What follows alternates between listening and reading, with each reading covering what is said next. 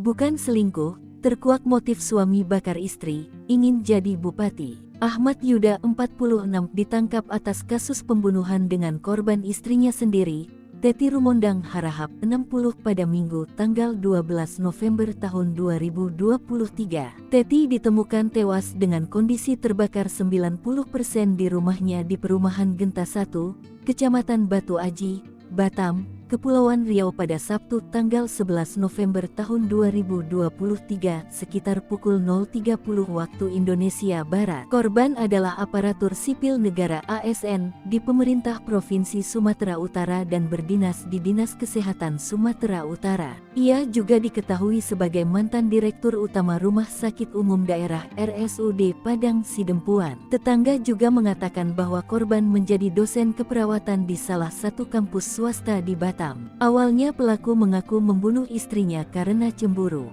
Namun polisi menyatakan Yuda membunuh Teti karena kesal tidak diberi pinjaman untuk mencalonkan diri sebagai Bupati Tapanuli Selatan. Ia mengatakan pembunuhan berencana itu dilakukan pada Rabu, tanggal 1 November tahun 2023. Saat itu Yuda marah karena janji karena Teti tidak memberikan pinjaman 50 miliar rupiah untuk modalnya menjadi calon Bupati Tapanuli Selatan. Sementara itu kepada penyidik, Yuda mengaku jika ia mendapatkan uang 50 miliar rupiah, ia akan berangkat ke Jakarta untuk melobi semua partai politik agar dia bisa maju sebagai bupati di kampungnya. Sembari menahan rasa sakit, di hadapan polisi dan awak media, Yuda sempat menangis.